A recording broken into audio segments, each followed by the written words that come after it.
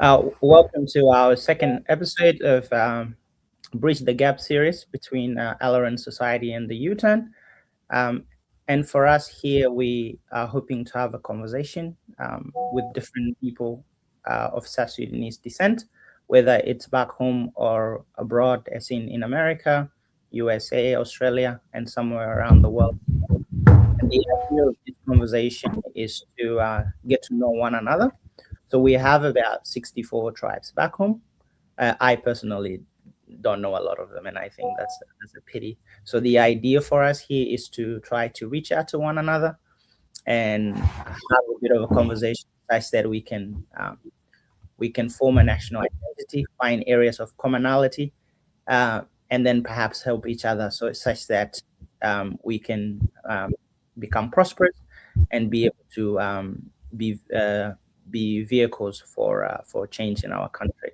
And today we have some of our very good speakers. You hear a lot from them. So we have Dinizio. I will pronounce the very lovely Italian name because I butchered the last name before, so I'll leave it to him so that he could pronounce it It's properly. okay. And some of our expected online, such as Chola Match and also Wisdom We are as well, may be able to join us. But thank you very much and welcome. Thank you so And much. yeah, and we also have a call as well. She's our co-host and she'll join in the conversation. But mostly you hear a lot from me today because I will be the main moderator. I don't really like the sound of my voice, although I like to talk sometimes. So hopefully the conversation goes well. But I'll give Denise a moment to introduce himself, and then we can get into the conversation. Yeah, thank you so much, my brother Isaac Boldeng and Akwal Philip, everyone in the call, Chol Match, Wisdom Wiao, Malong Wiao. Dinizio Danis Zangazee is my name. I'm an African, a South Sudanese, born, raised in South Sudan, and completed both my secondary and primary schools in South Sudan. Currently, I'm pursuing Bachelor's of Sciences in Entrepreneurial Leadership at African Leadership University with a mission into agriculture. I'm very, very glad to be here. First and foremost, much appreciation goes to UTAN and Alaran Societies for having this initiative that we come together as South Sudanese. You have mentioned it very right. We have over 64 at the moment, 64 tribes that we come together. When we are united, our uniqueness will show the world what we can be and what we can do. So I'm glad to be here and wish to have a very impactful and engaging conversation. Thank you so much. Thank you. And we might as well. We could also so our brothers that are also here with us. You could also join in if you want, and we will also be happy to hear a bit of introduction from you should you wish. But we are happy for you to join us at any point in time should you want to add something.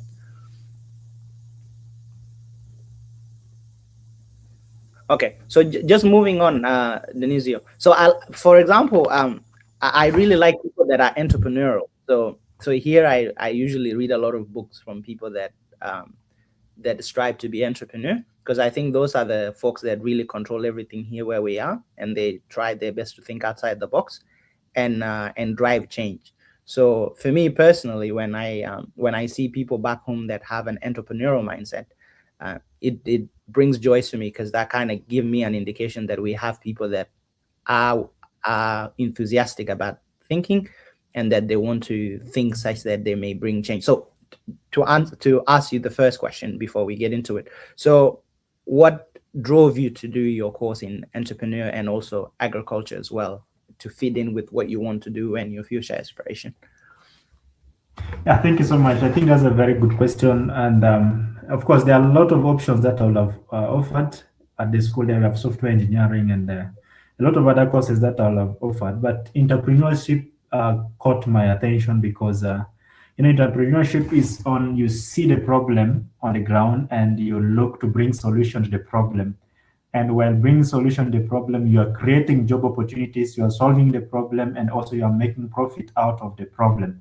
So you Mhm. see problem and you think of bringing a solution. So you have a kind of optimistic mindset. So that's why I thought of looking back to our country, South Sudan and all of Africa, we have got a lot of problems that need solutions. that we can be paid for. And also, in that sense, I looked at an angle that looking for jobs has become another job. So, in order for me to not look for a job, I have to venture into entrepreneurship. I look to create any solution that I can be paid for.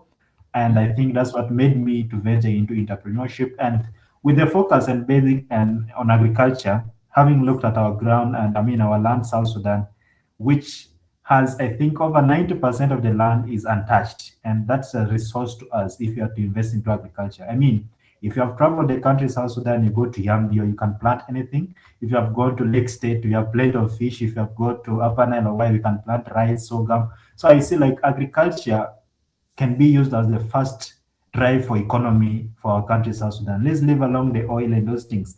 When we focus on agriculture, I think anyone want feed.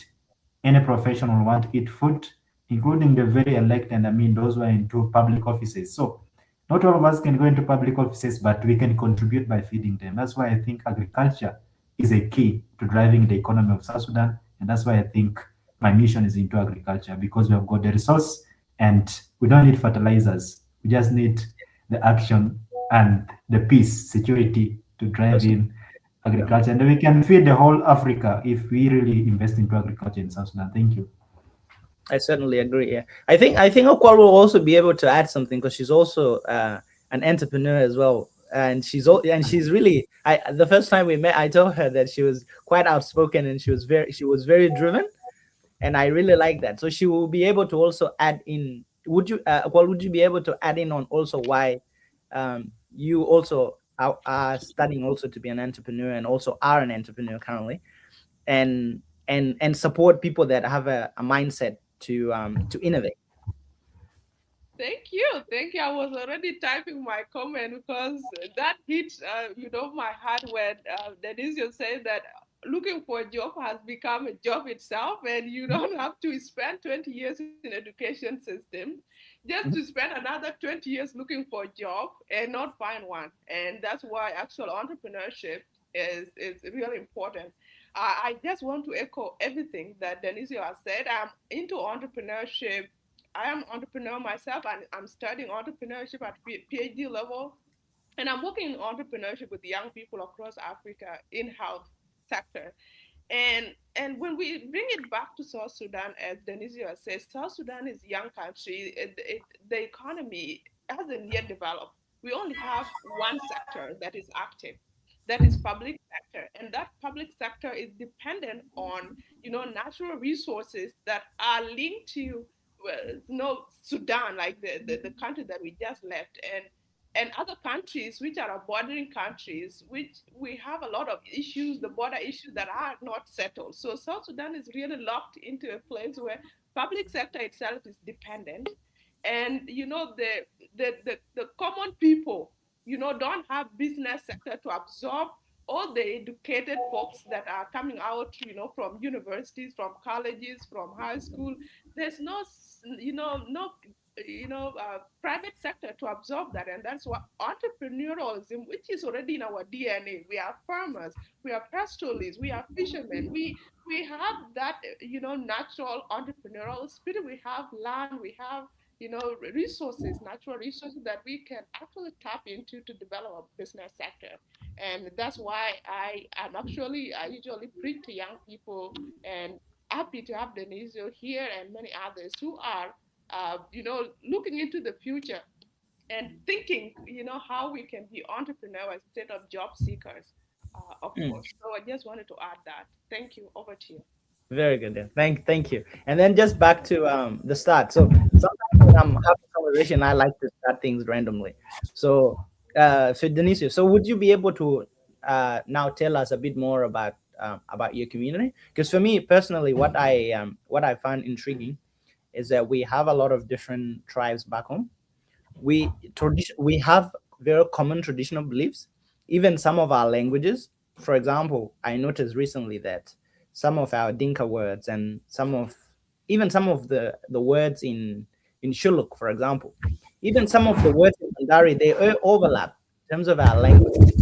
But we haven't had people that are trying to like anthropologists understanding the connection between the different tribes. So me myself, I'm quite intrigued and trying to learn the similarities that we have as the different subsections of South Sudan, and how we may be able to find common ground. So would you be able to tell us a bit more about your community and some of the things and ideas that shaped you as a person when you were growing up, and your impression of your neighbors as in the other tribes that live around you? Yeah, thank you so much. I would love to touch around that. I come from the Azande community, and at the moment we have got the Azande kingdom, and I think that will drive us back to history. If you we follow history very well, we remember of the Azande kingdom, and I think in South Sudan we have got about three kingdoms: the Shulu kingdom, and is it actually, or I'm forgetting that one? Someone will correct me later. Yeah, we have the Azande kingdom, and that's where I hail from. And history dates back that Azande, and I think are one of the Bantus communities in South Sudan. And the kingdom existed 100 and many years ago when we read about King Budwe, who was among those who had to chase the British out of the region. History tells us that King Budwe was able to chase the British from the Azande kingdom up to River Nile because they were using spears and arrows. They could not cross the river. I mean, that's why they had to. And he was killed in 1905. So, of recent, the kingdom is restored. It was restored in 2022. That's after 117 years. And that's the kingdom where I hail from. The Azande community is basically they're known as farmers, hunters, and they grew up as people who are hunters, who are farmers, and they mainly have to. The main economic kind of what backs the economy is farming. Like that, the men and the women are farming, and also what we see is traditionally the Azande community had believed that polygamy was not a problem Mhm. because if you can afford it, they supported it. So somehow they see when a man has two, three wives and they can afford, he was seen as rich in the community. And there are a lot of things that happened in the past, like the Azande in the tradition had known what God was before God. I mean, Christianity came because they used to call it in Pazande Mbori, and when it never used to rain, they used to go on mountains so that they go and pray and it could rain. Mhm. This is the community where I hail from, and I don't want to touch much. I mean, I won't focus much on that. And we are bordered by different communities. Like in the kingdom, we have the Balanda, we have got the Mundari from Maridi, and different communities. And these are people who have learned to coexist for very, very many years. The Azandi community have learned to coexist. And of course, in the past, ladies were not really seen to go to school, but as things are changing and things are already seeing, that's why we see ladies and boys are seen going to school. By then, it used to be ladies are remaining home for house chaos and those things. That's what they were basically because they were trained to be wives, not really to go to school and make decisions at the table like what we are doing today. But at the moment now, ladies are going to school, and traditionally, how the community could get married was different. Like if I have a son today and somebody gives birth to a daughter, I can go and promise that my son is going to get married this daughter, and they accept it. So there were more kind of a traditional ways of getting married. And I Very think similar. culture, yeah, the culture reminds us that there's a beauty of the culture, not only the Azande culture, like different cultures that we see in South Sudan, that when these cultures are brought together, there's uniqueness that people get to see, and they sell us the uniqueness of the communities. For many times, I refuse to call them the tribes. This is the four tribes that we have in South Sudan. I refuse to call them tribes because the name tribe has become so bitter in my ears that when we hear it, it has become something that has divided us. I love to call it communities. So the communities that we have in South Sudan, including the Azani communities, has different and unique cultures. That does not need to differentiate us, but when brought together, it's going to make us so unique and sell out the uniqueness of South Sudan, as I said before. Mhm. Certainly. No, no, no, I agree. No, even there was a time where I was reading about some of the early anthropologists and how they talk a lot about the Azande community, and how they also spoke a lot about the fact that earlier on they had a lot of people, but then the British laws during the time, they affect the community a lot because it reduces the number of marriages that were happening, and also it enforces certain rules as well that were not compatible with a lot of the native that were there. So that played a big role in terms of like reducing the population of the community as well. But I agree with you. Sometimes for most of our people, when you say tribes, they use it as a way to divide people rather than a way to indicate that they're unique. But we also have our unity among us as well. So you can be unique from your own community, but then we can also always come together to form a whole. So I think that's a really good point to add. And just moving on from there. So what are some of the things that you think shaped your ideas of the other communities around you, such that you view them differently, and later on you came to learn that maybe these things are different. For example, I'm originally, my family is from Bo, and we bordered mostly by the Nuers and the Murle, mostly, yeah, actually. And we have interact with them a lot, but sometimes people tend to interact differently, then they enforce their own biases on other people such that you look at them differently. And then later on, when you actually get to interact with that person from that community, you learn that, these guys are actually very nice and they're very different and there's nothing wrong at all. So what are some of the things that you think might have informed your ideas earlier on, and how have you amend those ideas as you grow up and you're more read and you understand a lot about the country and also the neighbors around you, such as Kenya and Uganda, for example? Yeah, I think you have touched one, that is interaction. And growing up, I was born deeply in in a village called Sosiubu. We are close at the border with South Sudan, bordering Central Africa. Mm. And growing up as a young child there, of course, you have less exposure. But we got to know that there is only one. We used to have the Dinka community because of the army. Most of was comprised of the Dinka community, and my elder sister got married to a Dinka and have three kids.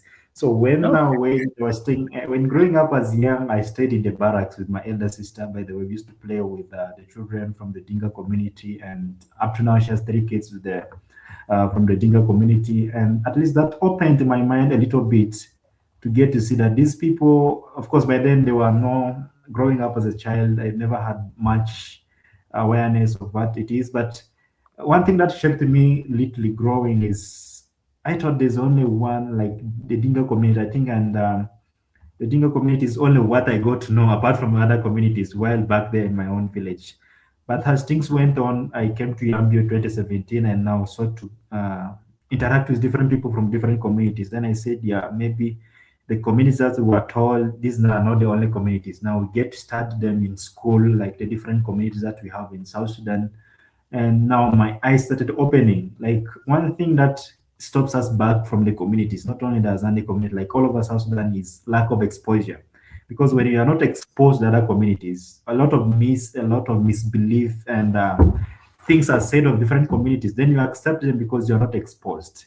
That's why the saying goes: if a child was not gone out, thinks that the mother is the best cook because you think your community is the best until and unless you go out of your community, you get now to learn that there are different communities and what they say of this community is not really what they are saying. And because you get to live with them. When I came to Yambio, started interacting with different people from different communities. This is why I met wisdom in Yambio, and I have a lot of friends from the Dinga community and other different communities in South Sudan. And the more you continue to move further, you come to Juba, then now you see, no, what you are told in the village is different from what you see on the ground.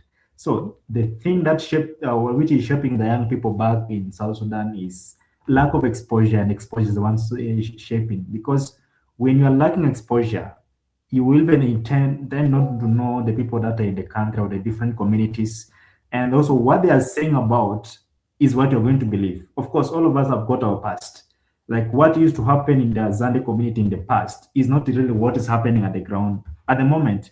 But now, when you are told, somebody like Isaac, if you've never been to the Zande community, you believe what you are told with the history of the past.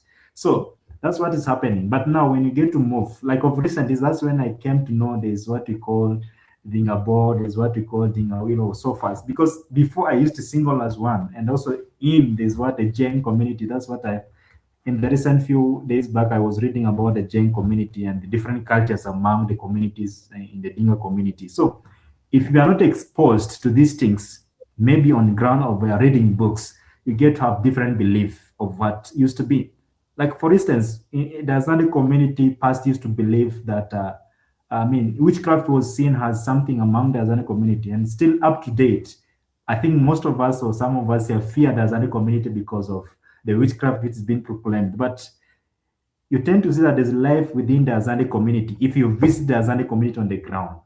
And also differently, you hear different thing among the Dinka community if you have not seen or gotten exposed to. So lack of exposure is limiting our minds, and also exposure opens our minds to see that South Sudan or the communities that we hear about is not really what we hear until and unless we get to interact with them. Mhm. No, I certainly agree, and especially when it comes to interaction and also opening your mind, because I Yes, think like for people that have really traveled, I tend to really have very good communication with them because they're always very open minded, and I think true. when people say open minded, they always misunderstand the word open minded, and I think it's just the ability to be able to converse and actually understand different people, That's and true. then yeah, and then be able to amend your views based on the new information. I in my own way, I think that's open-mindedness. And for us, and I think for you it's also different because you've now traveled, you've traveled from your own home to Yambi, for example, to Juba, and now you're in Kenya, and you also go to Well, Rwanda. So you've experienced multiculturalism, and you get to experience other communities in Kenya and even other communities outside of Africa based on because they've moved to Kenya or they're there for a visit. So you have a wider view of the world. And I find with a lot of our native cultures, for example, it's very easy to be misled, especially when you haven't traveled. And I think that's that's also one of the things that as part of our initiative, is to try to get to as many people as possible, have a conversation with them, and perhaps after that they will be able to know, maybe there's a different well after this. So that's true. well, would you be able to like elaborate, for example, because you've traveled from Africa to Canada, and you're always traveling. I see you you go to Ghana, and you're moving to different places. So how has traveling shaped your views of the different communities within South Sudan, and of our neighboring countries, and how you've used that as a person to better develop yourself, and what would you recommend for other people?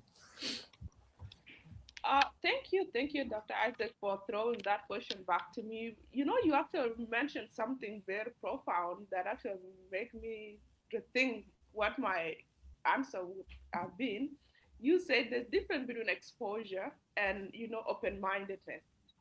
So I can travel across North America and across Africa, but if I decide to remain close-minded, that exposure will help me little, right? That exposure will not change my mind because I've decided that I have to remain equal, and I don't want to know what other people think, what they do. I have to remain who I am. My identity is strong. I am from this tribe, and we are the best. So that thing cannot help, and I think we will park that. Maybe it will be unpacked another day. Yeah, yeah, let But us. uh, to just answer you a little bit, yes, I believe there is value. But if you decide to be close-minded, there is something called the power of influence, right? Uh, my experience or how I think right now is different from how I used to think in the past. Look, for example, within Dinka, we have Dinka Bor and Bargazal. When I was in Africa, in Kenya, in Kakuma in particular, as a young girl, I used to say, well, Masawa Barkazal. If a guy from Barkazal approached me, want to date me, I didn't want to associate with them because I am Dinka Bor, we are superior, we don't want this. And then I'm married to Bargazal when I actually move out of the continent, and I realized actually it doesn't even make sense. I get to know them better. I think that actually we are all, the same people. And I know there are many people with those mindset. They have those. They used to tell us some narrative that you marry to this community, they will speed you on the cross. And so those narrative, local narratives, sometimes change. I had my Nubian girlfriend whom we were together in school, and she asked me one time that she was told that if you get married to Dinka that are too tall, if you are pregnant, the child feet will be outside. That's what she grew up believing, that you can't marry a Dinka man because when you're pregnant, the child feet will be outside, they're too tall, and she's scared of Dinka guys. So those are some of cultural narrative, the protective narrative. They're actually they're not true, they're not accurate, and those are some of the things that I actually get to unlearn.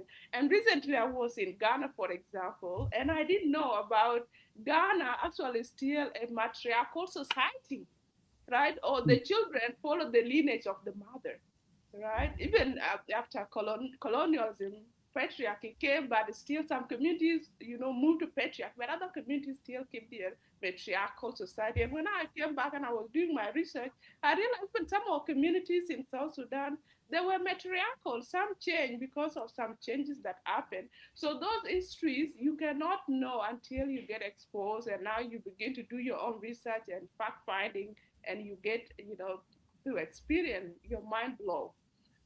So I just want to throw back some of you 10 fellows. Look, if you want to share how the exposure experience or your open-mindedness, you might not necessarily come to Canada, but you are on internet, and if you are on internet, you are exposed to the world. You don't need to travel even. You just need to have a Wi-Fi and a phone, and you get exposed to different way of doing, way of knowing, way of thinking that actually shape and influence how you see the world differently. So I feel like this time we are in, there's no room for being close-minded. Yeah, that's certainly that is very true. Yeah, and I think also it's like when you even move here in the West, uh, they also have their own like perception of other communities as well, and you have to then interact with them for you to be able to unlock any particular stereotypes and be able to actually help to change their mind.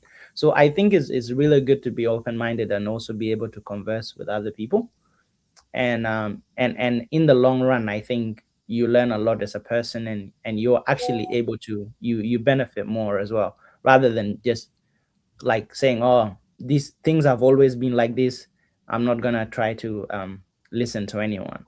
And I think that's what I actually hope a lot to get from the conversation, because it's easier to work with people when when they want to listen to you and when they want to kind of engage. It's a lot more easier to work with them as a colleague, and even for you to for them to be your friend as well.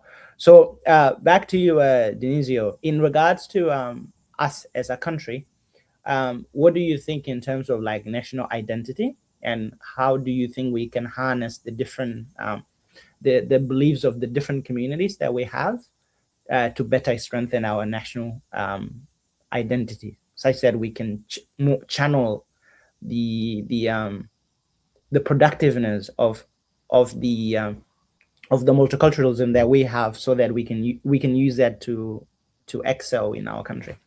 So national identity. Maybe I have confused the question a little bit. Yeah, I think the question is well taken. And based on national identity, I think we have got to allow ourselves to get exposed. And that's one thing. And as a quality, we have to be open-minded.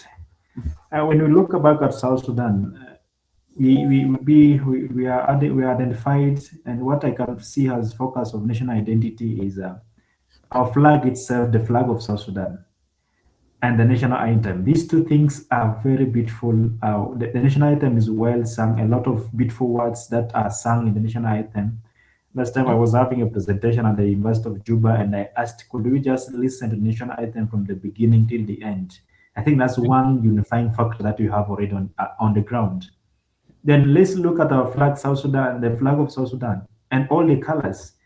When we say the black is representing the people, the black people of South Sudan, that should be our unifying factor.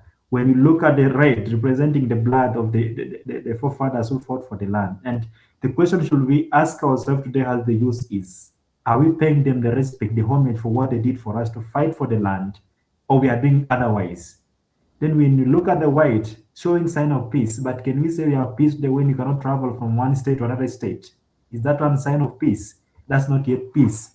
Then when you look at the green, showing the land that we have, but every day there's bloodshed on that land, can it still be green? It's not green. So these are some questions. The flag is well meant and well explained. When you look at the blue, showing what? The River Nile.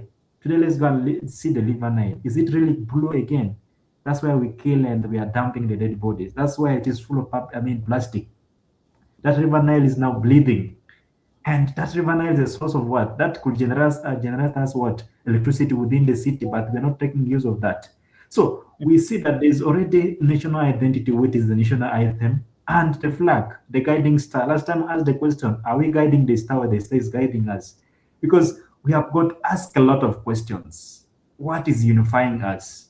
Or some other people asking a question, had it been better when we remained as Sudan? Some are saying, had it been better if we had stayed as Sudan? But now, we cannot go back to Sudan. What is unifying us? We have said the national anthem and the flag of South Sudan. If we really interpret this flag very well, that should tell you that when you talk about the black representing the people of South Sudan, it's not saying it is representing the Azande community, the Palanda community, the Mundari community of force. It is representing all the 64 tribes. So that when you see the national anthem, you sing it from the beginning or go till the end, you see that all the words are encrypted on it, but we don't listen to it. So how do we unify this? What's the national identity of this country? When we begin to treat our country as if we are not transiting to another country, because most of us are now behaving as if the South Sudan which we are in is not our real country. We are transiting to another country. Let us own this country, South Sudan. It is our country. And the national identity that we have is when we start exposing ourselves. That when growing up, I like Wisdom is here, and he said he's going to add something about the Azande community. Wisdom can tell more of the Azande community because he has lived among the Azande community. Me, I wanted to go and stay in Warap, maybe in Rumbek or in Bor, so that I get more of what the Bor community is. I get to know more of the communities. Let us now try to see that we try to move around. If there are universities in Bor, if there are schools in Bor, why don't I send my child to go and study in Bor? Why don't I send my child to go and study in Yambi? And I think in Yambi, we got more people from the Dinka community and different communities. And that's what can happen in different communities. So that when you already have this exposure, you are going to learn more about the community. There are some things that I have not said correctly, and Wisdom can correct me. Wisdom is from where? From the Dinka community, but he can correct me because he has lived much more in the Azande community to be a Zande. And that's unifying him. And that's one can be one unifying or identifying factor. And who said that we cannot intermarry among ourselves? Me today, I'm still single, and I've been telling people I'm looking ways to rear my couples. I'm going to marry from the Dinka community. Let us try to encourage intermarriage so that we can now begin to believe different things of the communities. Who said that somebody from the Dinka community cannot marry from the Azande community or from the Shulu community or from the Nuer community? That used to be. Are we going to go with what used to be? The future of any country depends on its ability to reconcile with its past. So we have to reconcile with our past. We know what used to happen and it's not what is happening. If the culture back then used to be that we don't intermarry, and who is stopping it now? If we see that's a solution for us to unify the country, to have a national identity of the country, let us encourage it so that we get to learn of the different community. I will be so much happy when you welcome me in the Dinka community with my cattle in the near future, because that's my I want to have that. So let us unify the country, but we have different 64 tribes, communities, and they have their unique cultures. I think nowadays something is happening unique in Juba that different communities try to showcase their community, cultural festivals. And you have seen the Pojolo Festival, we have seen different festivals. I think this month we had the Murukodo Festival, and very soon you're going to see the Azande Community Festival. And these things are trying to show the different uniqueness we have in our cultures. And why do we showcase these cultures? Not to show that my community has a better culture than yours, but when you bring it together, we are going to show a different South Sudan outside. Otherwise, the unifying factor for myself can be the flag, the national item, And when we get to interact among ourselves, when we get exposure among ourselves, if I'm into agriculture in my entrepreneur, who says I cannot go and build factories in Warab? Who says I cannot go and have initiatives in Bor? Who says I cannot go and build things in Rumbek? That's when you have that you are of the country. But when we limit ourselves only to our communities, you're going to see that still that unit that we are talking about is not yet seen. But it is possible among us as the young people when we get to and also focus on intermarriage. Thank God that South Sudan allows and does not limit polygamy. So you can, if it says that it's a must that I have to marry from my community, I can have two. Let me bring a lady from the Azadi community, I bring one from the Dinga community. Then unite them at the house. So unity can begin there. So thank you so much. I think somebody No, has something. thank you. I appreciate it. Yeah, and I think um, it's good to intermarriage is actually really good as well, and it also helps to break that barrier Yes. between the different communities. And you have spoken really well about what we need for our national identity, and that's why I'm always very eager to have conversation with young people, because the African population is actually really young, even our population in South Sudan. So we have a lot, like our old people. Sometimes they are really nice, but they are very stuck. And a lot of the problems that we have, they need a new and an entrepreneurial mind, which they don't have. But back home, you can't say that with impunity, because everyone will get upset and and they'll be like, "You have offended us." But like, but to be honest, a lot of the time, the people that really change the communities are the people with open mind, because you need to look at the problem and say we need to solve it differently. But if you're like, if you which is I think that's what you need as a young person, to be able um, to make that leap and progress and actually find solution. So thank you for also joining us, Luca, because I've noticed you turned on your camera, and you've been a good supporter of our shows. Actually, you've been here with us from the very beginning. So welcome. And also as part of the, so because we collaborate together with the U-turn, and also and I'm from the Alaran Society. So it's a small society that me and some of my friends in Australia we started, and it's a way for us to communicate with one another and empower each other. And I think everyone that has a brain, they can find an opportunity anywhere, even in South Sudan, because some of the people sometimes they lose hope, and they want to, and everyone is like is thinking that here, for example, in the US, everything is all perfect and is easy life. And for people that come here, Mhm. they know everything is really hard. It's for people that are the people that are smart back home, and they're really good at fixing problems. They thrive when they come here. But the very same people that can fail, they also come here and they fail miserably as well. So it's good to have that conversation, and to empower people back home, so that they can think for themselves. And I'm sure if they are enthusiastic and they have the energy, they will certainly find a problem, and they will fix it, and they will be able to enjoy the fruit of their labor. Doesn't matter where they are, they will be able to fix that. So thank you for joining us, and I'm sure you've been listening to our conversation, Lucas. So you may also join in and add a bit more as well, in terms of like national identity and some of the beliefs that you have from your community. I'm sure you might be, I don't know your community, because your name is it can be from anywhere. so so so you may add on to that, and you may just tell us a little bit more about yourself as well, and you're welcome to join the conversation. لكن غازا كلا سبوم كيف يلا تاكو ما بعرف قال Thank غاز you. غاز نوصل ما Thank you, Isaac, and thank to everyone who is ما عرف ده ناس ما كان listening and everyone who is with us here in the studio, especially to Denito, our guest of today. And one of the guests who has also failed to be part of the today show based due to the challenge that he has faced using the connection to his phone, and maybe there is some challenges based on the Wi-Fi. I don't know. He has texted me some few minutes ago, and he said I may not be able to join you maybe next week or next time because here my Wi-Fi is not okay, and there is also some app that are not in my phone. When I'm trying to log in, it cannot, and I have your link. Based on the way that I have been listening and how things have been going on in South Sudan, and on my own experience as Luca, thank you for also trying to introduce me to the viewers and also to our guests.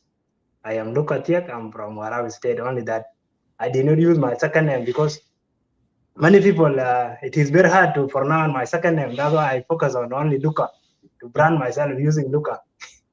But I will try to also add it there for people to identify and also know where I came from.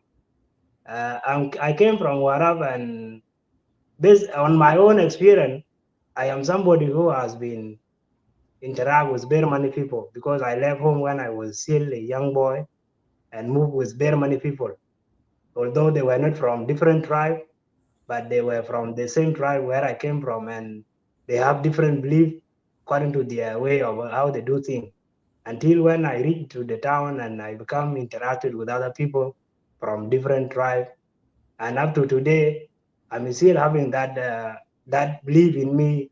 Like if we want to do things as South Sudanese and make this country a better place, we should not just prejudge others tribe or to talk about others tribe who we are on the thing that they are doing on them in their way of the way in their way on how they do their thing. We should first go for analysis, like what Dinizio say about Zande and what others people say about other tribes like Nuer, Shuluk, and all other tribes. You know, those tribes, they are not bad, but the people, basically, like you cannot just say Dinka are not good people when there is certain guy from Dinka who has done you something wrong. Then you now some of all the Dinkas are not good people. The same thing goes to others tribe also. When someone done you something bad, don't also just assume all these tribes are not good people. This one cannot make us to progress and cannot make even South Sudan to be looked as a better place, like the way we have seen how South Sudan have went to, what South Sudan is going through since 2013, and again it has repeated itself in 2016, and up to today, people are crying everywhere, and there is bloodshed. There is the country is bleeding from every corner.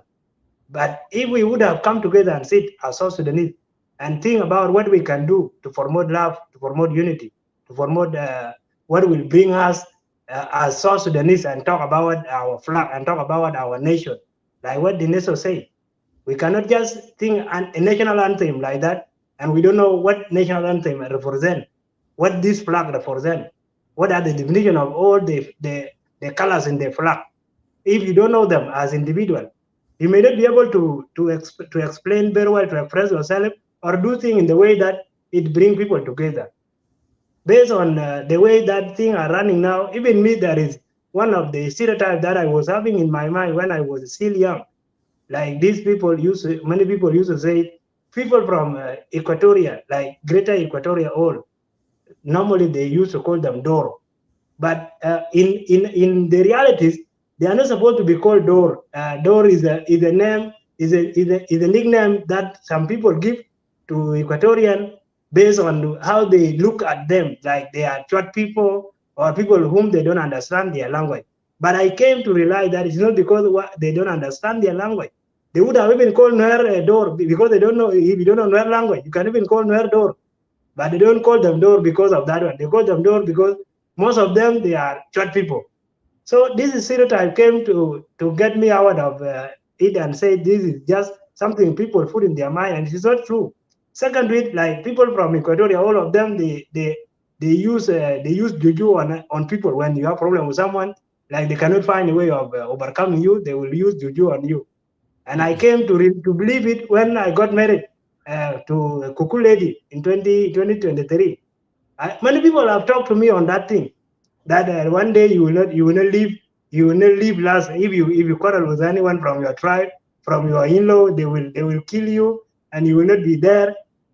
But on my own belief, I know those people. I came to realize those people, not all of them have juju, and not all of them know how to even apply juju on other people. None of them most of them, they don't even believe in juju, like what people used to say. And this is something very tough. So up to now, many people I'm still speaking to their mind, and I'm still giving them a briefing on how to do things and how to think about others' right. Don't just prejudge and assume like that. So this is one of the things that I have experienced me personally. And I have also not to keep quiet on it, and I keep talking about it to many people. So I really appreciate Isaac, for giving me this chance to also comment. But I know very well South Sudanese will come together when we sit to talk to each other on the things that are not good with us and the things that cannot take us ahead as South Sudanese. Thank you for that. Thank you. I agree with you. Yeah, and thank you also for sharing your story. And I think that's why it's hard sometimes to have a lot of viewership. It takes a lot of time, and Akwala and I myself we're working on that. Uh, I'm a bit more of a scholar. I don't really like talking, and even at social media, I don't like to get involved a lot. I just prefer to read and to write. But there's a time where you have to have a conversation, and the only thing that you can actually do is get up and you have to actually talk. And I think now is that time. So please subscribe to us, and also subscribe to our Alaran Society page as well, because I also like people to write and share their ideas. And you can always build friendship with people, because I find here, even if you have a company, you usually employ people that you're confident that are going to do the job. So at some point, let's say Dinizio discovered like something, or he was innovative enough, and he has now set up a factory.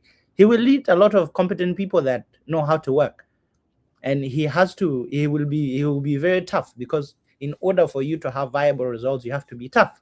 And he'll be like, oh, I met Luca at a show, and he has really good organizational skills, and he's very focused. And if we want to start on time, he will always be here. That's the person that I need. And then you build a network like that. And it's very true. Akwal can comment on this. Most of the people here that run a lot of the things, they usually are from one side of the town. If you go to any city, even look in Juba. Yeah, Juba is a good example. The people that kind of run Juba, they live in one suburb. Just one suburb, and I'm sure you guys know it. And if you know them, it's easy to get what you want, and it's easy for you to pitch your ideas to them. Very, very easy. But if you don't know them, it's hard to, because you have to now travel a couple of hours. The traffic is horrible, and when you get there, he might not even be there. So I want to encourage us to have that conversation. And I'm sure anyone that is always looking to have a thought-provoking conversation, it's always capable enough to actually bring change in their own life.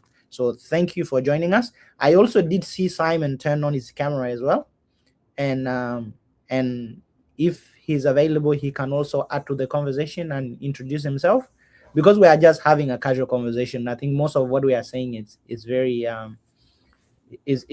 entertaining, and is also very useful for us. So some of our viewers here, you may add something, and then we'll come back to Dinizio. Yes, thank you so much. I am called Solomon Gambori Pai. I am from Western Equatoria State, but currently I'm based in Kampala, Uganda. Yes, I have heard much about your discussion, what you have shared with in the platform. Basically, currently in Kampala, we are we are pushing up a way whereby we can bring that identity, whereby we can be as one. So if we are to look currently in Kampala, there are about 10 to 15 schools which are doing the curriculum, whereby the exam comes and they will do it here. So with this, different students of our communities have intermingled, and they are interacting together among each other. And not only academically, we also do promote cultural things like cultural festivities, cultural galas, whereby they can be able to promote and show their different talents, their different cultures. And through this, many of our children have been able to learn the diverse cultures. They have been able to learn the diverse languages, diverse music, dances, dressing codes. And you see, yeah, at least with that, we are trying to push. Then another thing I've seen about promotion of identity, this thing which has also come up, whereby I'm seeing cultural festivals being taken, being organized in the city. And this is really a great initiative which has come up. I really do appreciate it. Different cultures are coming up, different ethnicities are coming up to promote their cultures, culture festivals. I understand that by October, we shall also be uh, presenting something so that the whole country will be able to see what the diversity of the country, because it seems most they have not been so much familiar with our identity, but now when we are going to present it, so it will so many people will be able to know that there is also another ethnicity that is different, but it's also part of them. Then another idea I would add on about the issue of identity. Yes, I had Dinizio. Actually, Dinizio is one of my students. He studied in Bishop Abangite College, and he completed in 2023. So, yes, then I also have another son of mine, Wisdom Yeo, Okay. who actually, yes, is also my son. Though I was not able to, by the time I joined, he had already gone out, but I used to interact with him because he used to stay within Yambio, and so he's so much is one who is from the another ethnicity, but I see that he has adopted much to our ethnicity, and at some point, I am seeing that he may end up bringing the cows to us. He may end up bringing the cows to us. He has already, as I see him, maybe he has already identified with one of our young girls, and maybe at one point, the cows will be able to come to our place so that we can also have a share of those cows too. Yeah, Ex- so for another idea I would like to share with you is that for the issue of job opportunities and bringing up that identity so that people can be diverse, we can see whereby we can organize internship, whereby if you are like from Yambio, you can be able to move to Bor. If you are from Bor, you can go to Yambio. If you are from Pangak, you can go to Bentiu. If you are from Bentiu, you can go to Wow. And so in this you can in this we can be able to promote that identity. If we go on rotating, let me say we have different institutions, we have different higher institutions, instead of just staying within our places or just moving to the capital city, then maybe somebody will decide maybe will go to Wow to do his university from there, or to go to Bentiu, or to go to Malakal. So with this, it will be able to promote that identity and the diversity that we need. So that people do not remain in their communities, but they can be able to move to other societies and learn and see, so that with that, it will promote that aspect of identity. But the challenge which we are having currently, people are just growing within their community and they cannot be able to move to other communities and no more. Yeah, so little is known about Western Equatoria because you just find a few who have grown up, who have been born within. Actually, it's not only Wisdom Yo. There's another one called Wall Ater Wall. Wall Ater Wall, actually, if you would find him one day on the way, you could think that he's from our community. He may not be able to present so much in Dinka, but he can speak so much of the Azande language. So you see that kind of diversity. That's what we need, whereby somebody from another ethnicity is able to interact fluently in another ethnicity. Yeah, that is all we want, that diversity. Yeah. So by yes, moving I do people from one location to another, so that they can do internship, maybe go for higher institutions, so So this can be able to promote that diversity. So with that, I will beg to stop here and maybe pass on the microphone to another person. Thank you. That's all I had to share. Thank you. Thank you. I appreciate it very much. Yeah, yeah, and I think that's why our conversation is very useful, and your presence here is very it's appreciated, and we hope that you will be able to transfer this infectious energy to other people, so we can as a nation have a loving conversation and a peaceful conversation together. So our next show will be in, so it's August now, in September. So I hope you guys will bring more people, and then we will have a wave where we now have a lot of passionate South Sudanese that can talk, and you can have a peaceful conversation with other people.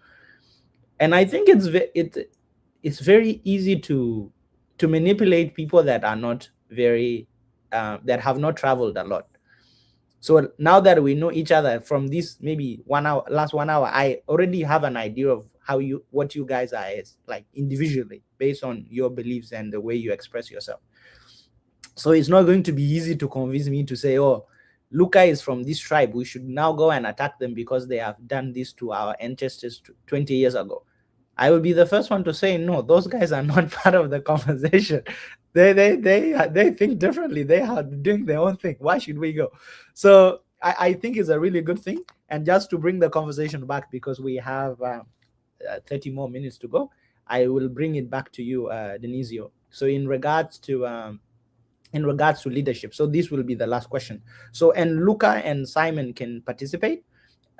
We can just, if we want to have a bit more conversation, as long as our responses are not really long so that we don't take up the whole time, I think we can have enough to share among us. So my question is, how do you think the leaders, and also as us youth, how do you think we can best contribute at the moment to be able to reduce the conflict and to encourage peace, such that we may have a space to now work so that we can accelerate growth in our country?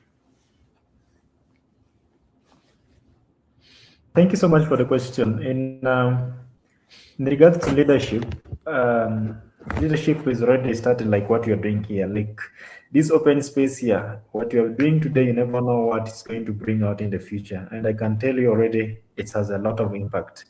This might have been my first time to join it, but according to what I'm doing and what we are doing here today, I know you already have a lot of impact, and the future holds greatness for what we are doing today. I will not touch much on what the leadership on the ground is doing, because I won't restrain myself from that. But from us as the young people, we should focus on really identifying what already the problem is on the ground. Of course, we cannot deny that there are a lot of problems happening on the ground. And if we know there are problems happening on the ground, who are the one to bring the solution to the problems? If not us. These people who are in power today, I say, of course, we can complain and say a lot of words, but let's leave them to do what they're doing. And very soon, it's us to take this country. What are we doing at the moment? And I think what we are doing at the moment is already what we are doing here. And we need to understand the problems happening on the ground. Who are the one to bring solution to the problems, if not us? We are the one to bring the problem. So I see like there's need for much civic education for young people on ground. Like this need to create much awareness. As far as education is concerned, we need civic education on the ground. We can go to schools, reach places, because much of these people who have been influenced to do bad things are these young people.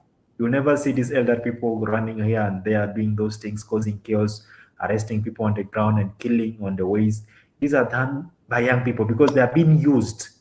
So like what you're saying, like, I doubt if somebody What?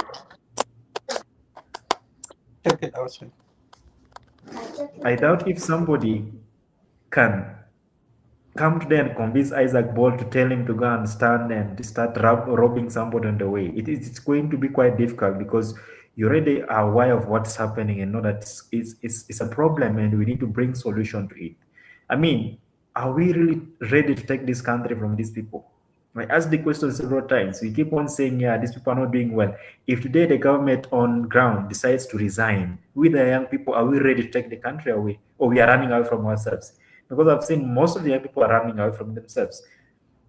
Some even Okay. can refuse to call themselves South Sudanese. So we begin by being so patriotic as South Sudanese. Are we patriotic about our country? Of course, you cannot run out from our home and go to the neighbor's house because the neighbor's house is best. You can seek and see what is happening there. Then you try to incorporate in your home to show that your home works. So South Sudan, in terms of leadership, we need to unite ourselves as young people. We need to know that for us to achieve greatness, it is beyond tribes. For us to achieve greatness, it is beyond the regions. It's not about, and in terms of leadership, the one thing that somebody can tell me is to vote for wisdom because wisdom is from the Azande community. No, that's the worst thing that anyone can tell me.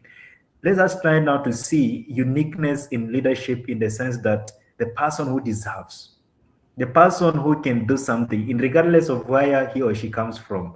That's what we need to That's the look at. question. We Mhm. are looking at what the person can contribute at. It does not mean that somebody from my community is not good or is not. Who says that anyone from my community is good? You call a spade a spade. This time for us as young people to open our eyes and say, we are tired. Enough is enough. We have lamented for far too long and we are not seeing the solutions. So what do we need? We need to be solution oriented. Like let us try to look at angle, or I mean, to look at the country at a different angle. Like what is happening on the ground? Let us try to accept and value humanity. I think Luca is saying is on the ground now. You try to see on the ground, people don't really value humanity. Like I've seen it. I've stayed in Juba for the past 2 or 3 months, how we don't really respect humanity, how we don't value humanity. Like you can see somebody's being beaten and nobody cares. That is his. What happens if you are the one? So when you try to be our brother's keeper, when you try to be our brother's, I was saying last time when Cain killed Abel, what did he tell God? Am I my brother's keeper? But God said what? Your brother's blood is crying down, and that can be a curse to all of us.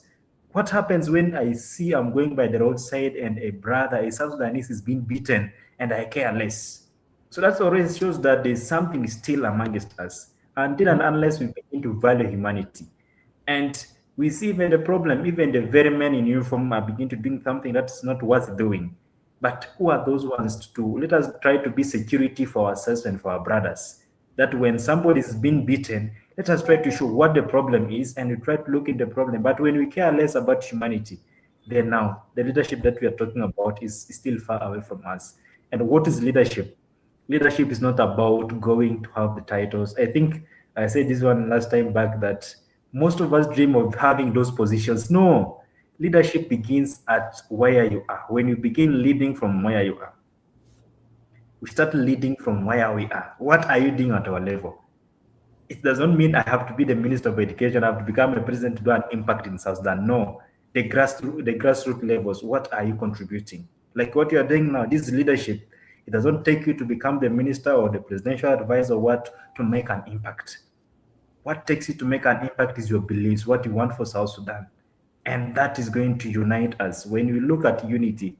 And I've seen this very much. You look at my friends, I see a lot of friends from outside my community, and that helps. Doesn't mean that I don't have friends from my community, but when you now sit and start talking about tribes, I don't like that. Like whenever we sit and we are talking this tribe over this, that's something I hate so much. But I want us to see ourselves as South Sudanese and see ourselves that we have a role to play. Before we die, there's a contribution that you have to make. Because if you have nothing that you are prepared yourself to die for, you have no business living. What am I preparing myself to die for? What impact am I planning to do for South Sudan? That one day, at least if I'm a sweeper, sweep the road so well so that when I die, they will say there was once a sweeper who did so well. So thank you so much. It's not about titles. It's not about titles or governmental offices. It's about what we do at our individual levels that can impact lives. That was what I mean. That's what I can say more about leadership in regard to young people of the beautiful country and very rich country. By the way, I love the country South Sudan. Regardless of what it's doing, that country has a lot of potentials. And what I love Yeah. about South Sudan youth, what I love about us South Sudan youth is whenever you see South Sudanese youth, whether in Uganda, Kenya, Rwanda, in outside that we are now, he or she has something that she's or he is running after, like something that is trying to build an impact, a social platform, was something like the problems on the ground should make us to create more solutions. we don't need to study to know what is happening in South Sudan. If you really move within South Sudan, you already know that there's something that has taught you a lesson that you want to bring a solution to. How people are being killed, you cannot transport goods, how farmers are not doing well, there are flooding happening and people care less, and there's cattle raiding here and there. So we need to develop solutions that can make people coexist. How these people can coexist? When you talk about agriculture, we can coexist. When you talk about, these are all resources for the country.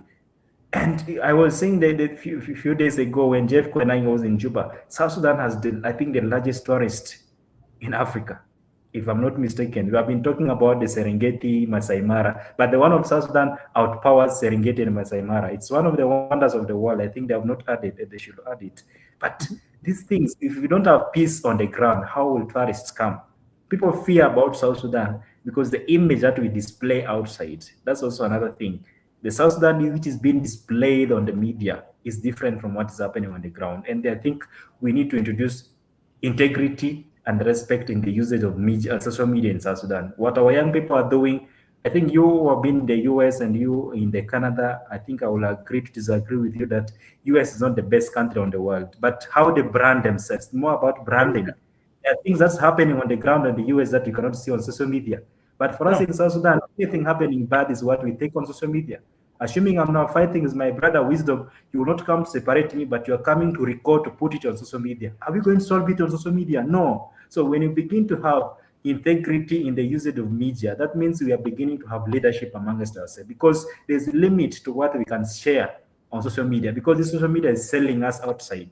So let us try to build leadership also in our usage in social media across the South Sudanese who are on the ground and outside. It's not about sharing those word things. However long we may share those things, if we don't have boots on the ground, solution may not come. So we know that we are the solution. We say long ago, manna used to come from heaven. These days, even we are the one to make manna and send it to heaven. Thank you so much. Okay, yeah, thank you. Yeah, you have bestowed your wisdom upon us. I think we are well informed. Thank you. We appreciate we appreciate your enthusiasm, and these are the kind of conversation that I actually like to have. And you made a good point about how, like, the image that you give out, how it matters.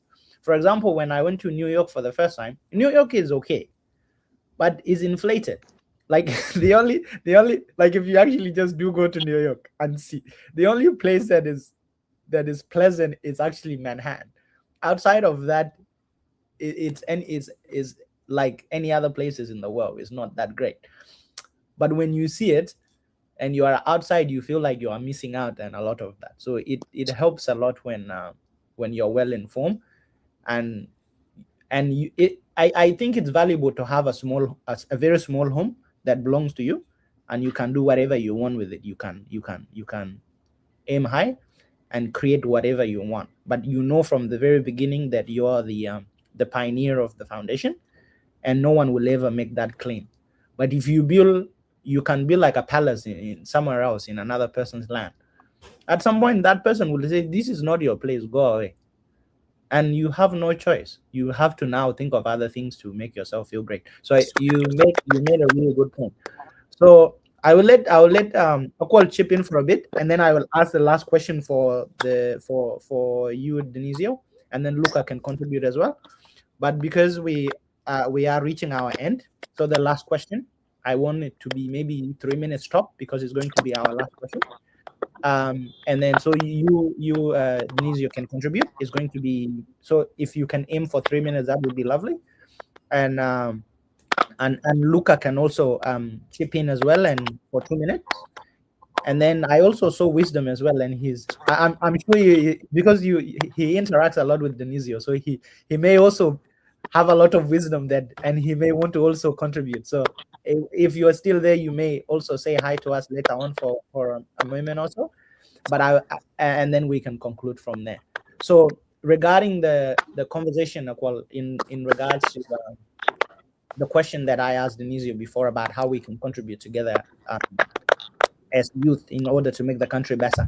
I can't talk much about leadership. Sometimes I like it when people focus on the things that they can control rather than the things that they cannot control, and you just constantly complain about it, and there's much you can't do about it. So I like people to kind of have a step by step way of how they can fix it. And personally, I don't like it when I go to community meetings and leaders are like, oh, we need to have peace, we need to build this country, and they will never welcome other countries to their other communities to their gatherings so they can actually share together and have that conversation. And I'm like, that is so pointless. So Kwal, would you be able to add just a little bit on how youth can contribute? And then the last question will be for you, Dinizio, and Luca can contribute. 3 minutes top. And the last question will be, what do you think youth, or you personally, what would you what would you implement in the, like, let's say in the next 10 years in a manner that will improve our current status? So let's say, suppose you're in a position where you can recommend stuff, or your vision of what South Sudan should look like in 10 years. What would you recommend to other young people such that they can start doing that? So that will be the last question. That will be our last question. But I will go back now to Akwa. Thank you. And because Wisdom Wheel has been having difficulty with internet, I'll pass my time to him because he has a very important thing that he wants to share about his experience with Zandi people, and and echoing a lot of points that Denizio shared that might lead to the conclusion or the last point later. So I'll pass on to him. But before then, I want to really uh, emphasize what Denise said about personal leadership. When we talk about leadership, sometimes we think it is people above us or older people, but really leadership is each and every one of us. And it starts with you. How do you lead your thoughts? How did you lead your goal? How did you lead your relationship with other people? How do you show up even online when you post about your community, about your country, South Sudan? What do you share about it? Is it something that portrays negatively, or is it something that builds a good image of that country? When you talk about other communities, do you speak highly about them, or do you speak things that can incite violence or make the divide even bigger? So if we take leadership of our action, our thoughts, our ways of doing things, ways of managing our relationship, and of course, when we're managing our economics, finances, thinking about entrepreneurship. If job is not there, how do you manage? Because a lot of negativity comes from poverty. If you are starving, you farara, you start thinking negatively. But if you are in abundance, you think abundantly, you talk highly. So there are a lot of things that you personally can do while you wait for the other larger ecosystem changes. So maybe I can pass it on to Will, then I will, then you can take it back, Isaac, to ask the final question. Will, if you are able, please take it away.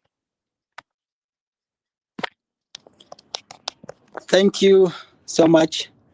I believe I am audible enough. Yes. Hello. Yes, you are audible enough. You're audible enough. Yes, thank you very much. Uh, Honestly, I'm very inspired, and I'm also very glad, honestly, to attend this special engagement. And I always appreciate Denizo, though with my busy schedule, he's always shared with me those links.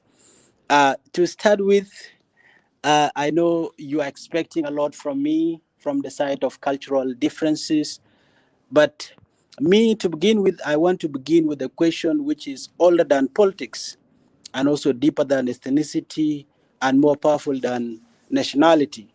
So looking at the point, the question says, who are you? It says, who are you? It's not asking what tribe you are, even not which state you come from, but it asks, who are you? That is the question of identity. You know, those of you who have been, I know Denizo and even my teacher Solomon, who have got some engagement with philosophy. There is a philosopher called Socrates. He says, know the self. That's what he said. You first know yourself. Even the greatest book, which is 10 times bigger than the Bible, the Mahabharata, the Indian epics, it once says, when I remember some days back when I was reading it, it says that the highest duty is to work for the welfare of all. So this is what I ask, who are you? And even the Bible, the Christian Bible, whom we, many of us, the 90% from South Sudan, we are Christians, it declares that there is neither Jew nor Greek, for all we are one, which is in the book of Galatians. Those of you who read Bible, with me being in Yambio, originally I'm from Warabi State, but I was born, raised, educated in Western Equatorial State. And that is something very unique about me. If I say to people I was born and raised in Western Equatorial State, people even get surprised.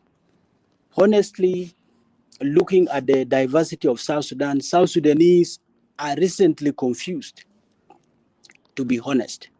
Are recently confused because in 2008, 9, and 10, I was already a bit mature. So we used to move. Even my dad had cattle. Like what Solomon was saying, my dad had a lot of cattle in Western Equatoria, in particular a place called Tombra. Even up to right now, this is Amir, Rwanda. You can't imagine that the cows which are in Tombra, they have been sold and sent to me to pay my tuition fee. This is from Yambio. But some perspective, some people can say, oh, you can't even raise, you can't come up with anything from Yambio. I'm one of the examples. Zande people are one of the best people, very disciplined, respected people in South Sudan. I have traveled, I've interacted with different communities, but Zandes are among most of the best people.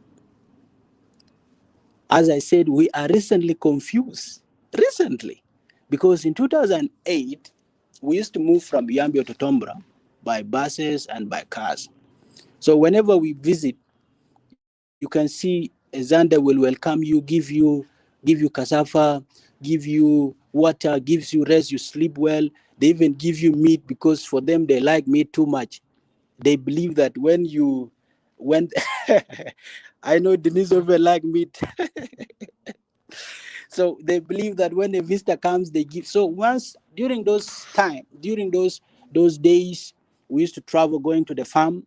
We saw the humanity that Zande has. But let me come now to the point. What brought all this kind of destruction, all this division? Recently, in 2019, when I joined UNICEF Young Reporters Program as an advocate on education, climate change, and also child marriage, I had an opportunity to travel some parts of South Sudan. I also traveled to Bor, where I spent like 2 weeks. I was in Bor, interacting with different communities during the flood. I have seen how good South Sudanese are. I also went to Awil. I went to Malacan. I met some people from Torid. Honestly speaking, South Sudanese are really united from their heart. But what brought the point of division? The division is recently made, especially if you look at social media. Those things are being planted in us. Even as a child growing up, you may even not understand other tribes. Me growing up in Yambio, I never know who I was really. We speak the language. For me, I go to school knowing that we are all the same. But reaching at the same time, interacting, they said, you are Dinka, this is Zande. They start to teach you how to identify people. They start to teach, they tell you negative things about others. Like what Luca was saying, that they used to say the Equatorians, they can even, they have juju, they can make you with juju. I've been in Yambia for the past, let me say 20 years, or 19 years at my younger age. No one has ever bewitched us. We have been there as a family. My dad has been there having a lot of cattle, having farms, having businesses. One day, no one has ever said that he has been rich, nothing has happened. Even they helped us, giving you big land, which is rich, fertile. But I wonder always where this division come from. Even as I'm here in Rwanda, even South Sudanese, they are sometimes united and they are sometimes divided. So this is where the question of identity comes. To conclude with, what I have seen so far is South Sudan, we need advocacy. We need awareness. We need to sensitize ourselves from who we are. Because if you look at Rwanda, 30 years ago, Rwanda was bombed to the ground where they killed themselves. If you read history, if you come to Rwanda today, you will see how Rwanda has come from. Even up to now, we even don't know who are they. They are not identified as Tutsis or Hutus again. They are identified as Rwandans. And they have carried their country into another level. Now, currently, for what Dinizio spoke about branding a country or branding a nation, Rwandese are now branding their country. They put the positive image outside the world in social medias. That's why you see many people are coming to Rwanda. But in the real sense, there are some parts which are still behind compared to other countries. But what they are doing, they are trying to advertise their country. They are trying to put positive image. I was searching on, before I joined this conversation, I searched on Google.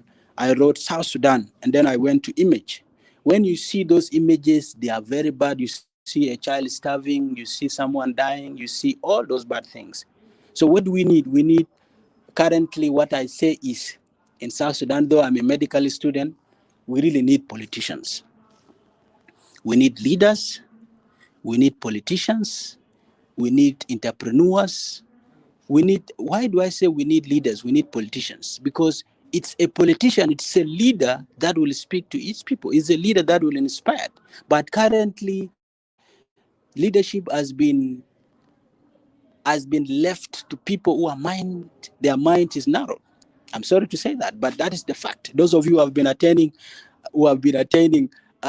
community meetings, even me, I was offended. One day I went to attend one of our community meetings. The way people were speaking, I left earlier because there was nothing coming out. That was a conversation rooted in abusing one another. People are not talking about developmental things. That's why you see South Sudanese, they leave, many of them, they are outside. They are outside. They bring their families outside here, and you think they are living a better life. No. So we need leaders, we need soldiers that can plant the patriotism within us, so that South Sudan will love themselves. We still don't love our country. If I love my country, honestly speaking, wisdom here today. There is no a time which something came in my heart like I don't like this tribe. By the way, I love to hear about the tribe and their language, but I've never felt that this tribe is like this. Maybe it's because of my exposure, but that is what I think.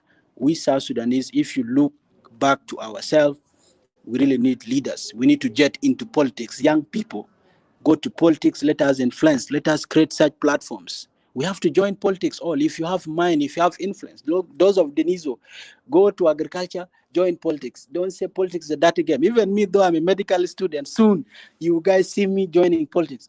Honestly, if I go back to the country, I'm going to join a politics. I will see which political party will I join, because we need leaders. We need someone who can structure us. So this is what I will say. And I'm so happy that these conversations, we wish they are repeatedly, so that we will engage a lot of young people. We also need to engage many people so that they will be there, because what people are doing in social media now is something that it cannot help us. People are abusing themselves. For those of us who listen to Dinka, like you look at TikTok live, people abusing. It's not something good. So that's why I will encourage those conversations to continue, and I'll conclude with what Chinua Achebe says: a man worthy is not measured by where he comes from, but what he contributed. Let us see people on their contribution, not where they come from. Thank you so much. I know I've taken a lot of time, but I have a lot to say, but time will not allow. Thank you very much. for giving me this All right. opportunity. Thank you. I like your suggestions about people taking up leadership position.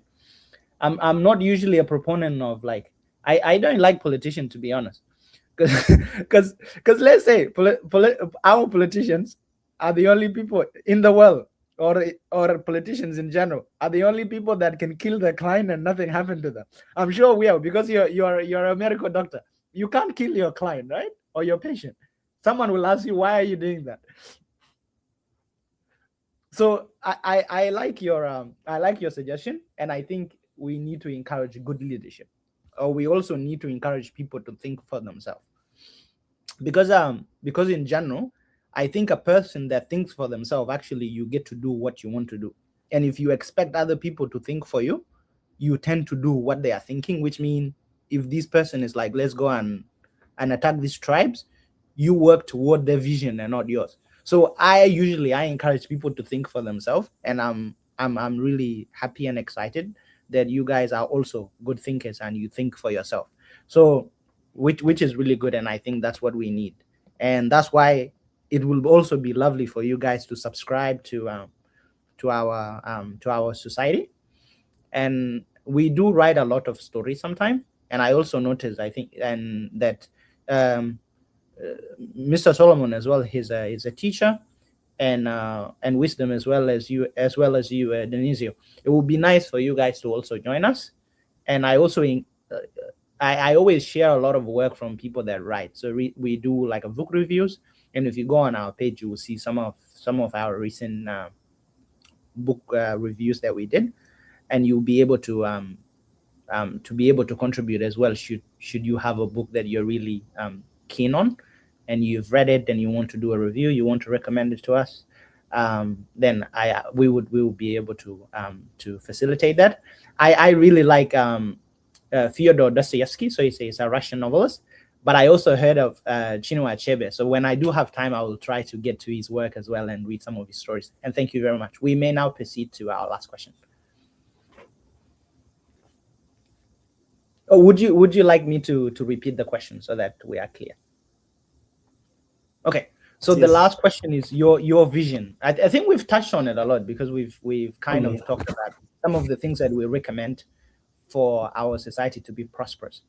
But suppose that we just need like a very good summary. So I don't want to rush you in terms of time, but Dinizio can contribute, Luca can also contribute. But let's say your vision. What would you recommend for young people, or what's your vision that, if you think implemented, will allow us to be like a prosperous nation 10 years down the line? Something across those lines. I think Wisdom already has made some suggestions, because you suggest leadership, which is, I think it will probably fit in with Dinizio as well. But if you were to sum it up, so suppose that we are all unhappy with the current state of our country, and you are in position to make a 10-year plan, what would you recommend? That is my question.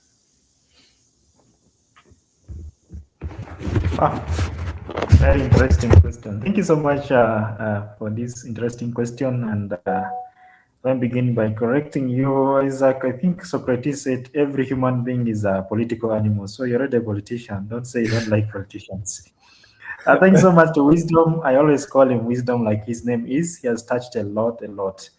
Just in brief, the future of South Sudan, like the vision, I envision in South Sudan where young people take responsibility of the country, where young people deal away with this animal called tribes.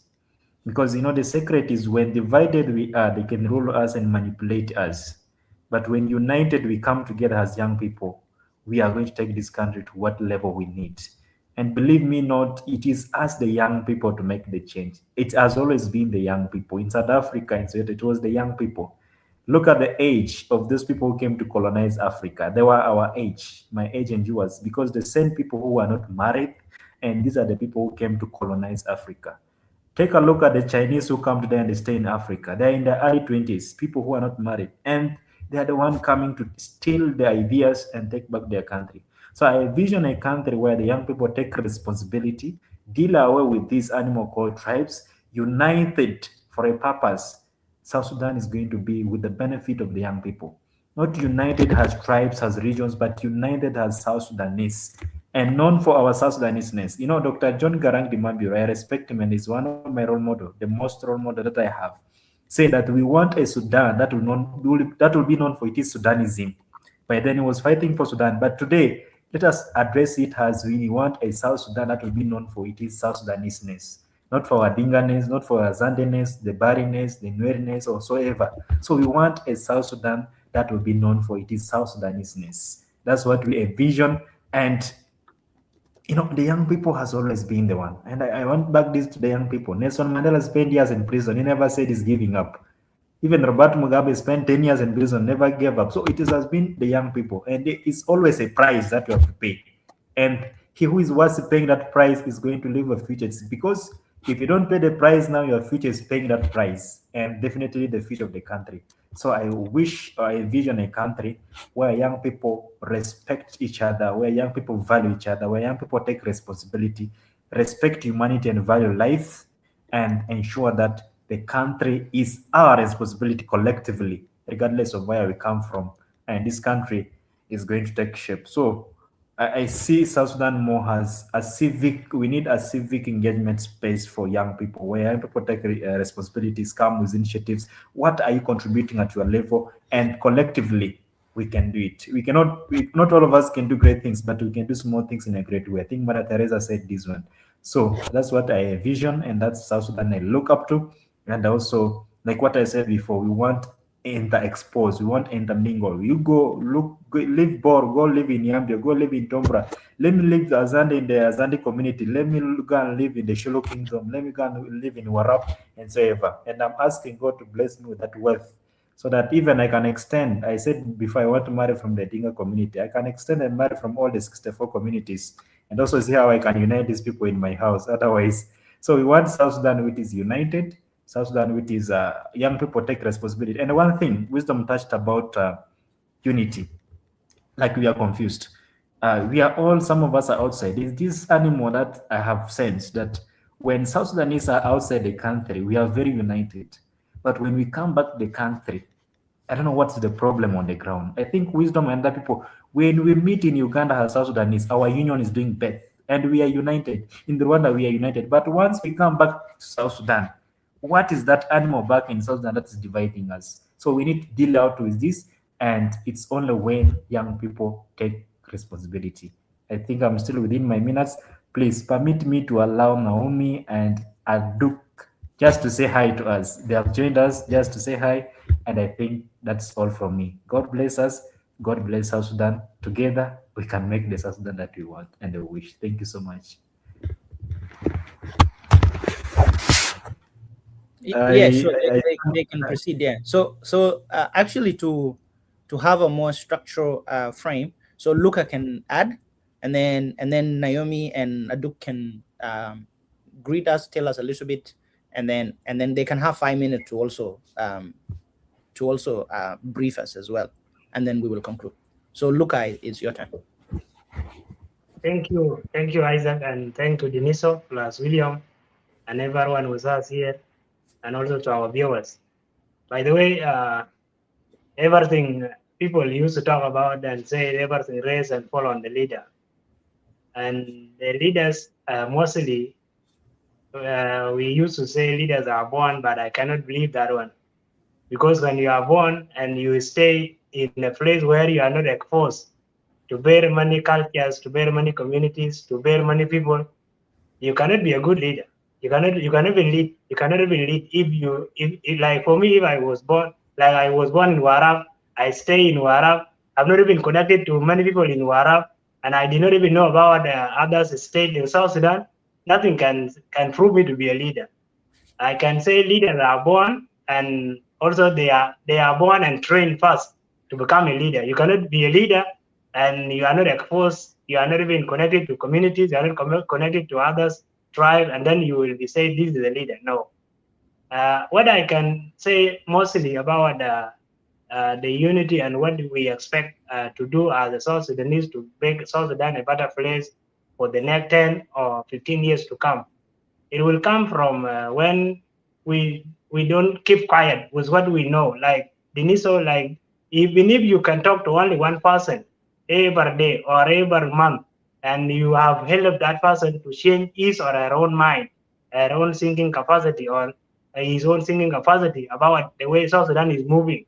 This is something very big, and I can prove that you have now done something which is better than for us to wait for the leaders or to wait when we join the politics. This is whereby we shall be able to change South Sudan.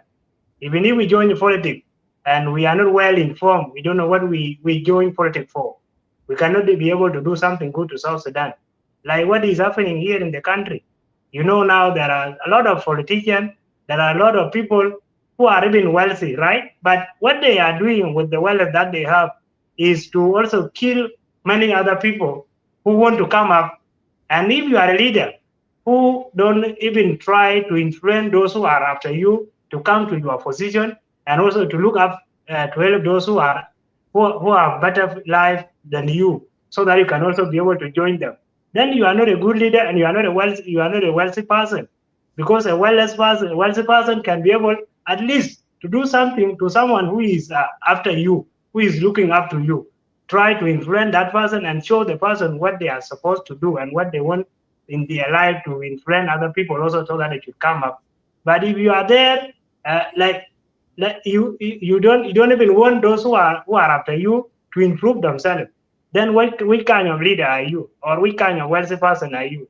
And this is what William talk about. Like, we are confused when we are here in the country, but when we are outside, we are united.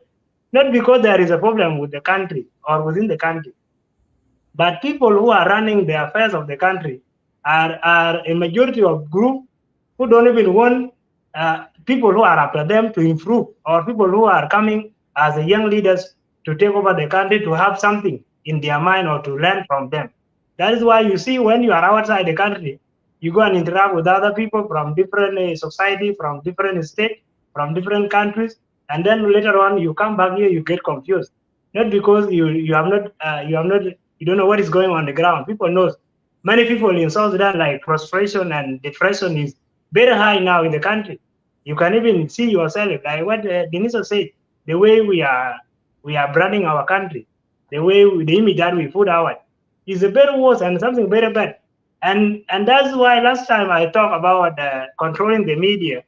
If South Sudan government want to help young people who want to improve themselves, who need a better South Sudan, who need this country to go well, they have first to find a way on how to control the media. Like, some of the pages now in South Sudan, they are created in particular, just like if it is run by someone from Dinka tribe, he's always talking about other tribe, against other tribe. If it is from where, he's talking about other tribe. And this one contribute a lot to the destruction of the society, to the youth which are always watching those things. Like what William said, when you go on TikTok, people are abusing themselves in a live show for almost 2 to 3 hours. But such a live, like what we are doing here, some people cannot try to come and engage or to listen and learn more from it. Do you know why? Because many people want something that show something that show bad image. Many people want that one. Like like what Dinizio said, when Dinizio is fighting with Isaac, I just come with my phone and take a video and then post it. Like, this is not good. I want to show myself like I'm someone who report everything. But that is not how you can develop yourself or how you can gain a followers. Even though you gain a followers, they will be a useless followers because they are not learning anything from you. That is why I said, mostly, if we say leader, we need a leaders. We don't need a leaders who are born just as a leader. We need a leaders who are born and that is why this is one of the things to put in our mind. And the last thing that I want to add here, as we also try to get connected or to inform, to indicate other people about the better South Sudan we want, let us also not keep quiet on talking about the things which are not supposed to be done. Because if we always talk about the thing which we want to be done to improve South Sudan, and we don't talk about what is not good for us to do as South Sudanese, we cannot be able to get many people who will come together and learn new way of running South Sudan. So I thank you for that one, and I really appreciate the way Dinizio talk, and also what Alaran Society and UTN are doing to South Sudanese. Thank you. Okay, so Duke and Naomi, so you may now have 5 minutes, so you can introduce yourself, and then tell us if you want me to reiterate some of the questions that we've been discussing. I can do that, but it's just a moment for you to introduce yourself and then perhaps just add some points to the discussion.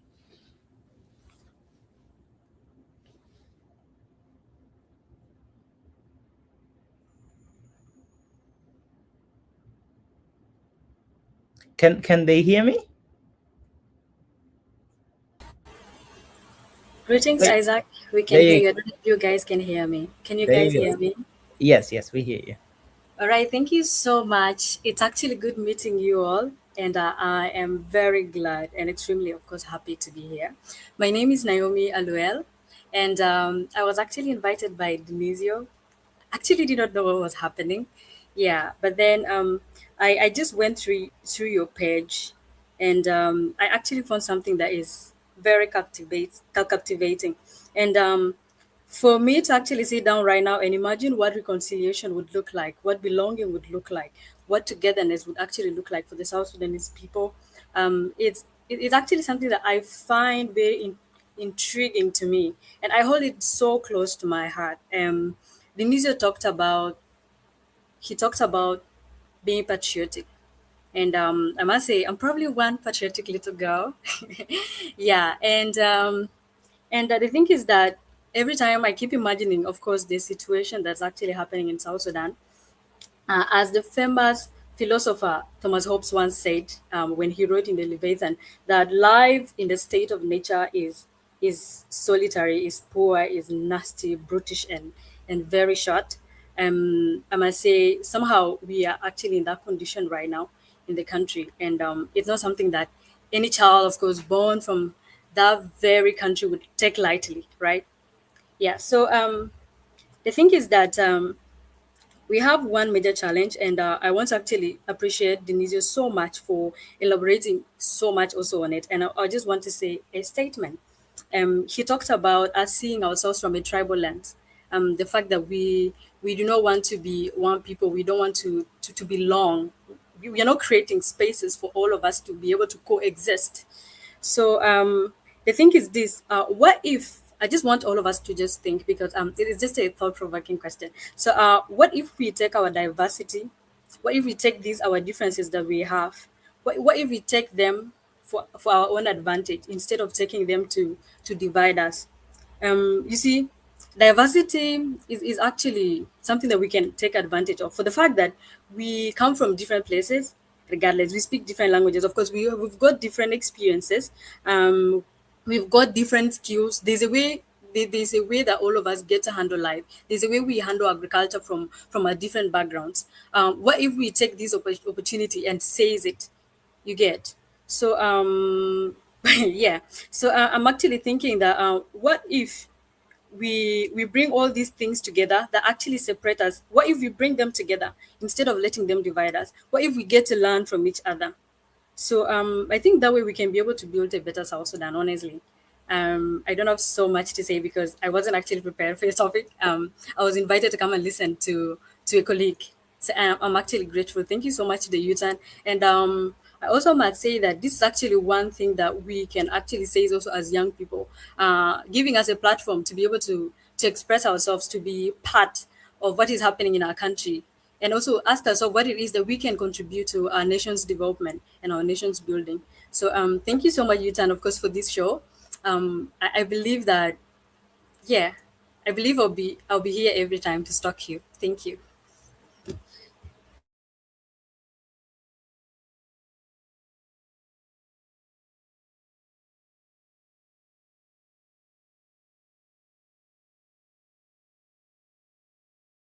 Isaac, if you're talking, you're muted. Thank you. Yes, I am. Yeah. So we will now give a Duke a turn. So we don't expect you we don't want you to be obligated to talk as much, but you can say a little bit something small like Naomi, And I can see Chol as well, and he has been with us for the whole session, so he may also greet us and he can say something, and then we can conclude. But I like the conversation, and I'm really happy that I get to have this conversation with you guys. It's wonderful.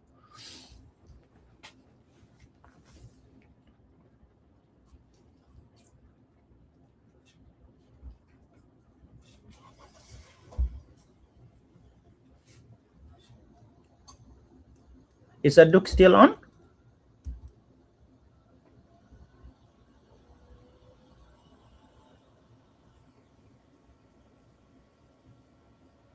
Okay.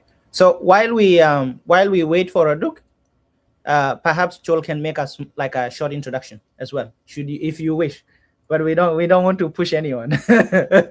But I can see from the group no one is shy here, so we're all good. That's a wonderful thing.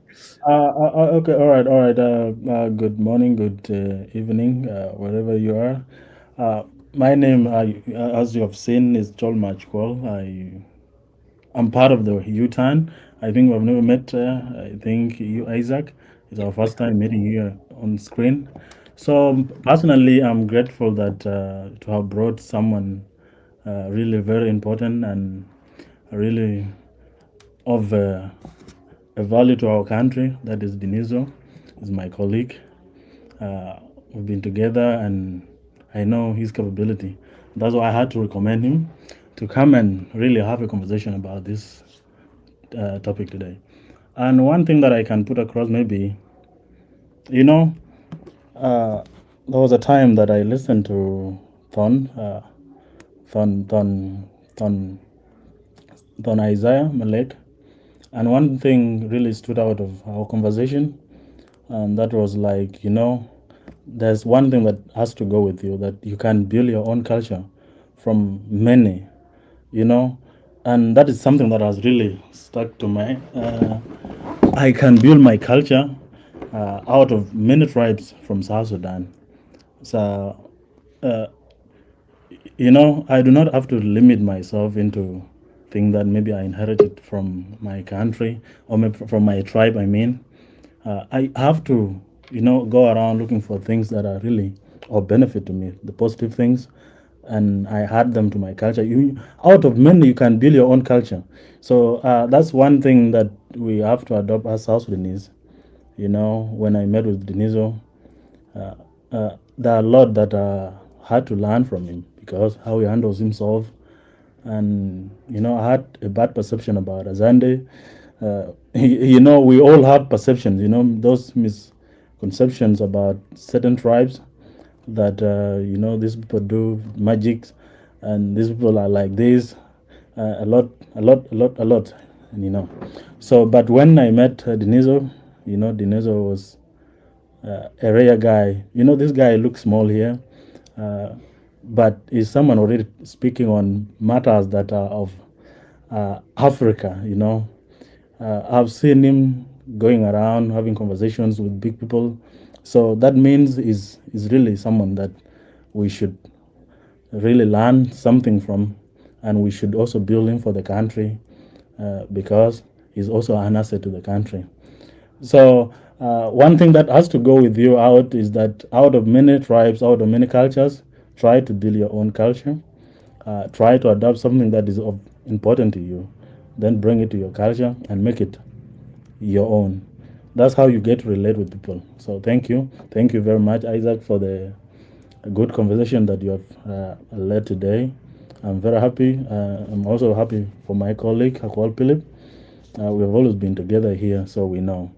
And Dinizio, you stood out really very well, and Akwal always give me that credit that, the people that you always recommend here to this conversation, you have a good connection, and I always believe in you, because there was a time that I brought Nelson Kwaje, is someone also connected to me and is my mentor, and is part of the UTAN right now. So Dinizio, I think it's your first time being here, and I truly believe you'll also continue to be part of the family.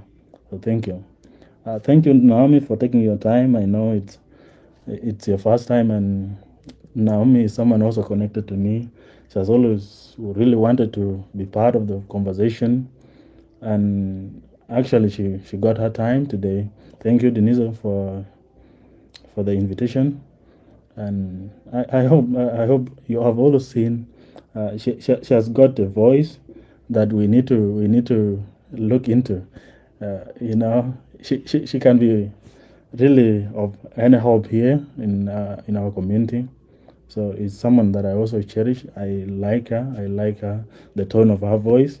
I don't have a good voice, but I always feel comfortable listening to people. But I don't know how I feel. But I'm someone who is also into politics somehow, but I don't speak at length like those of Deniso. I'm always direct to the point. So thank you, everyone.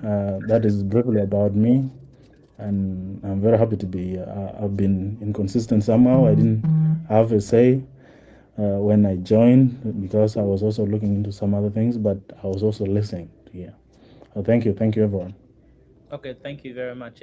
Yeah. Denise, it's very nice to have you with us today, and I hope you can also bring other people because similar people, they attract each other. So I usually like the more. For example, I talk with Aqua all the time. She knows my emails are very convoluted. I just send things to people, and the first time I approached her is because I saw her show, and I was surprised by how eloquent she was, and I was also a fan of her work. So I literally just emailed her, and I always email people, but they don't reply back to me because I'm straight to the point, and I kind of like I know what I want from them, and I just emailed them, and she replied back, and every now and then we meet, and we try to facilitate the conversation, which I like. So I'm really happy that you had a conversation with us today, and we are always encouraging similar people to be involved with us so that they can also contribute because you are outspoken and there's something also that you wish uh, to disseminate and also affect other people. So it would be nice to also have you on board. So should you have time, we can talk a little bit more about it.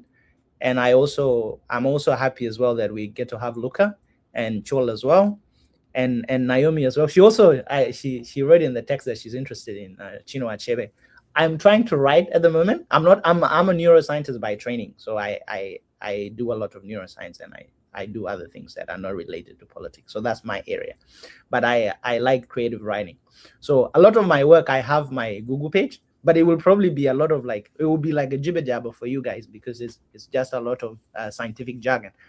But I'm also happy to talk about science and also to engage in debate as well, because I notice a pattern including Sonomul as well, that you guys are all connected, and you're particularly interested in social science and entrepreneurship and also debating, because you got the way you start your argument, it's characteristic of a person that debates, because you always end as well with a certain quote. So it's a frame of things, which is interesting, and I like that. So thank you guys very much. Our next show is on the is next month, September. It will probably be around this time. You guys are highly welcome. If you know other people that you would also like to communicate with us, please suggest them, and you're always welcome to contact us, and we can have a different conversation because we have a lot to talk about and a lot to unpack. And let's follow each other and share the good words, and let's create influence such that we reach our brothers and sisters back home and enlighten them such that they may do something as well for themselves, and together we may be able to make a better place that we can be proud of. So thank you guys very much, and I appreciate your time.